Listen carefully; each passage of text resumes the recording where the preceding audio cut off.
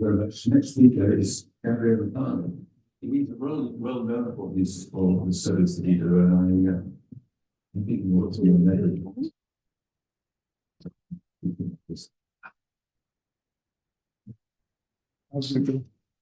What's the best way? Okay.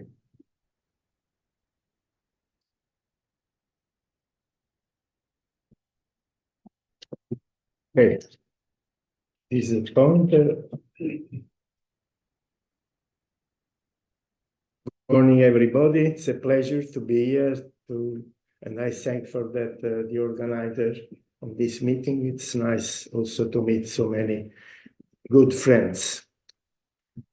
I will talk about the role of added fiber. These are my disclosures. Already, Johan has given you some relevant information on why we are interested in dietary fiber. I mean, the evidence is so strong that there is an inverse correlation between dietary fiber in the diet and cardiovascular disease incidence. This is coronary disease and type 2 diabetes, that we don't need to spend time in discussing this evidence. Since many years, all the studies are very consistent in showing this type of relationship. And even in diabetic patients, this is a meta-analysis from Jim Mann's group, it's showing that you reduce total mortality in a linear way if you increase dietary fiber in the diet, and so also for CVD mortality. There are different sources of dietary fiber. That is something that we have to consider. And also the chemical composition of dietary fiber is very different from one from the other. So perhaps it is a mistake if we put together dietary fiber that consider them as a unique nutrient. There are many differences. In chemical composition, you see polysaccharide, woody fiber, hydrocolloids, branched structure of glucose, polymers, but also the source of dietary fiber is very different. Each of these type of fiber comes from either cereals or vegetables or beans. So it's not everything the same. And also, Dr. Slavin has clearly shown you that there are different properties of dietary fiber. So far, we have been particularly interested in the mechanism of dietary fiber linking the fiber consumption with what happens in the upper part of the intestine. So viscosity in the stomach and the duodenum, the gastric empty rate, and nutrient digestion and absorption. And so far, we've been very much concentrated on these properties of dietary fiber, this mechanism of their benefits on our health. In reality, more recently, we have understood that there are also other properties of dietary fiber. In particular, dietary fiber can be attacked by the microbiota in the gut. They are fermented, and this process of fermentation is not equal for all dietary fiber. Each dietary fiber has a specific fermentation ability, and also the source and the outcome of this fermentation is different according to the type of dietary fiber. I don't have time to show some of the results of our studies, but you can have some dietary fiber increasing the short-chain fatty acids. Other dietary fiber, we don't have this type of ability. And this, what happened in the colon is very important because it has to do with the inflammation, with the reacting with bile acids and binding mucus and so on. Important issue that we are facing today is how can we reach the amount of dietary fiber that has been shown by all the epidemiological evidence to be relevant in order to improve our health. We need about 20 to 30 grams of dietary fiber every day in order to achieve this ability to prevent cardiovascular disease and type 2 diabetes in general population. In reality, we are very far, or at least we are far from this target in many populations in the world. Perhaps a little bit better is here in the Scandinavian countries where there is very much interest in dietary fiber and all grains. But in many countries in the world, we are much lower. In some countries, even we have a consumption of dietary fiber which is below 10 grams per day.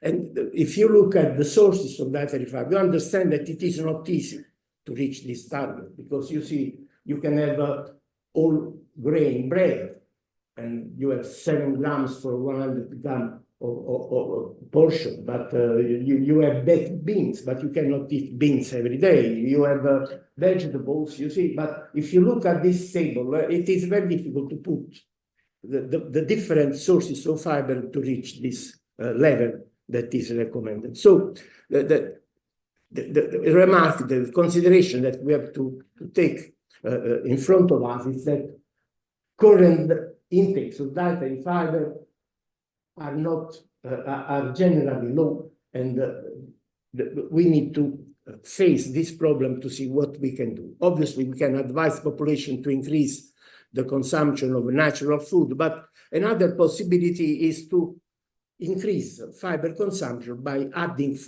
fibers to foods. Okay, this is a process which has been utilized by many food industries. There are even fiber supplements. There are studies in which people have utilized fiber in capsules, or even having them as an ingredient to put into water and to drink it. So this is an approach which is very common now in the world. So we ask, is this approach appropriate? Well, there are some caveats that we should consider. The first one is that fibers in the food represent one of the important pillars of the structure of the food. So when we extract the fibers from the food, we are not respecting the real structure of the original food. So you take the fibers, this is the almonds, this is the structure, you see the carbohydrates are within this wall of dietary fiber. If you are taking a fiber away and mix the fiber then again with starch, you will never be able to reproduce this structure original. And this can have some impact on the accessibility of carbohydrate and their digestion. But there is another aspect which is important, that usually the content of fiber in the food is a marker of other nutrients which are often associated with fiber. So when we say this is a very high fiber food, this food is often also a good source of some good amino acids, unsaturated fat, mineral, vitamin, polyphenols. That's a very important aspect of recent. I'm sure that many of the benefits of dietary fiber are also due to their connection with the polyphenol, which are often associated with dietary fiber. So if we extract dietary fiber from the food, we have dietary fiber, but we don't have all these nutrients with their benefits. Nevertheless, there is clear evidence that extracted fiber have some impact on some cardiometabolic risk factor. The evidence is strong. It comes from intervention trial. It is so reliable, this evidence, that the EFSA authority in Europe has issued claim to say that if you consume, for instance, 3 grams per day of barley and hot beta-glucan, you are able to reduce in a significant way LDL cholesterol. The same is true for other types of gram. You see, they are not all the same. They have different structures. Some are water-soluble and viscous, some are not.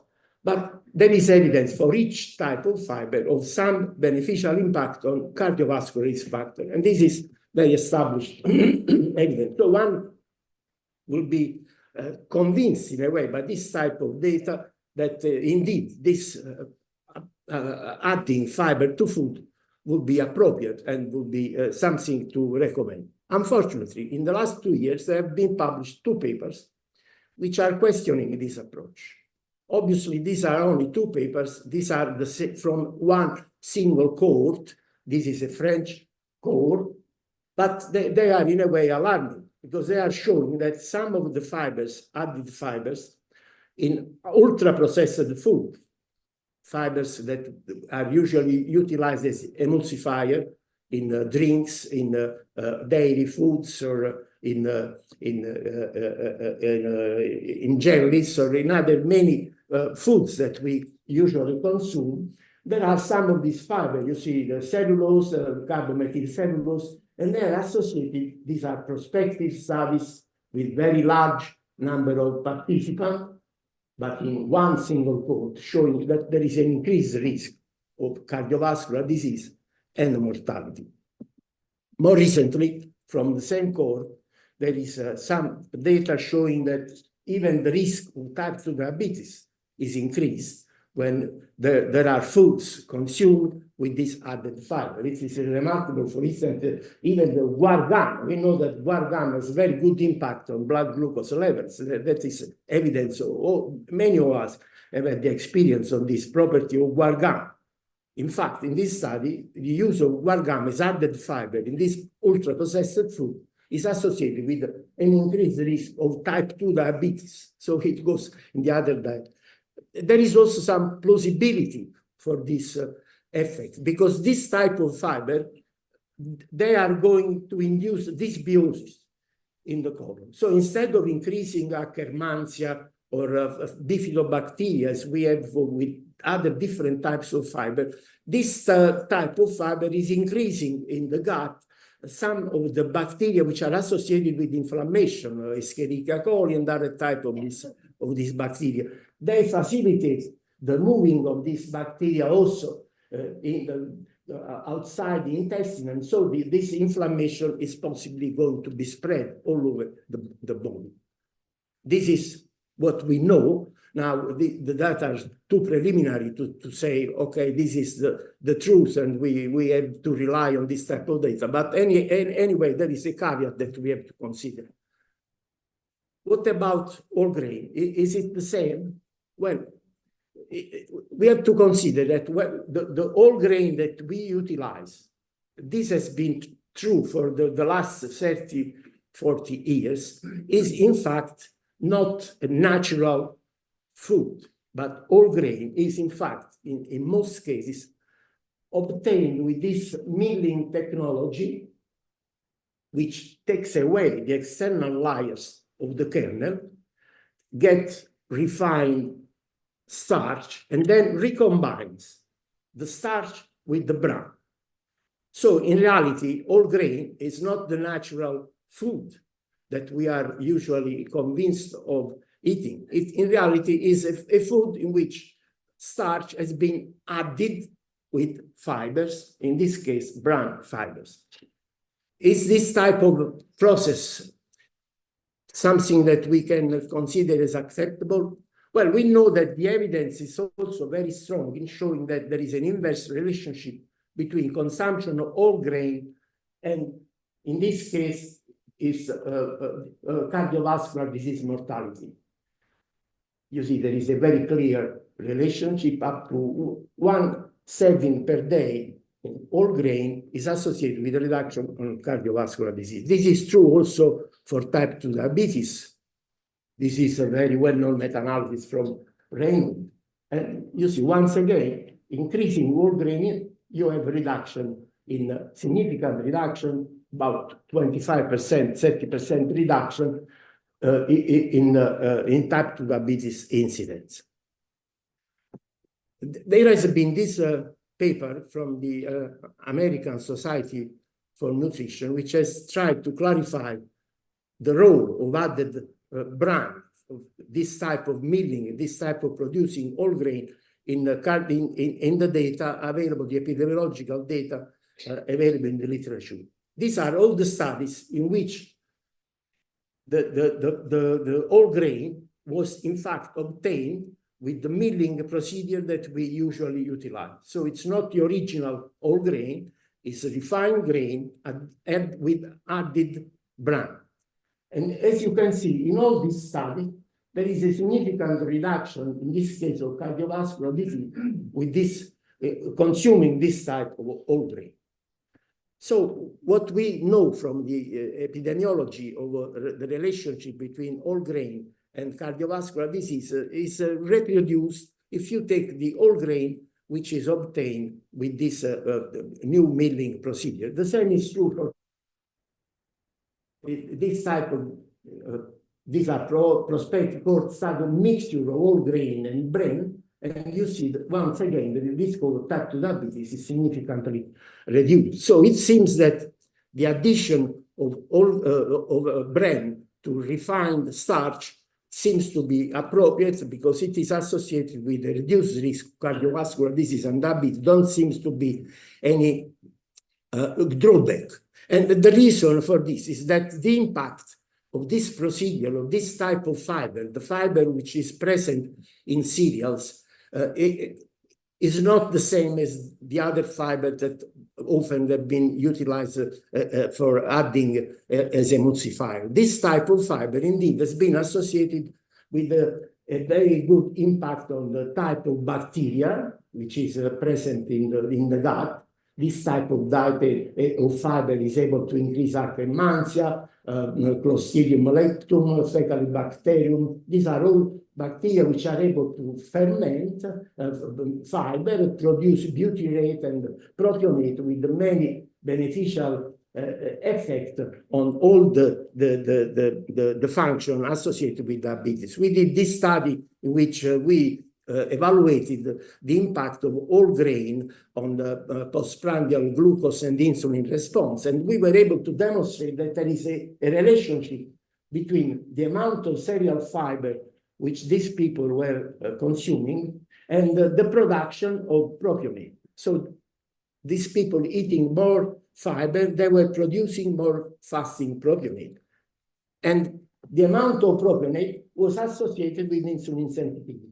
People eating more fiber, having higher levels of propionate, they were able to reduce the postprandial insulin response without changing the glucose level. So that was an improvement of insulin sensitivity. So according to this, we have also shown in another study in collaboration with our Finnish friends that dietary fiber present in whole grain are able also to stimulate the production of betaine, which is one of the new compound present in blood, which has been associated with a better health. So there are a clear indication that indeed, when you utilize whole grain products, fiber from whole grain products, there is a beneficial impact on your cardiovascular metabolic risk. So my conclusion are in reality the conclusion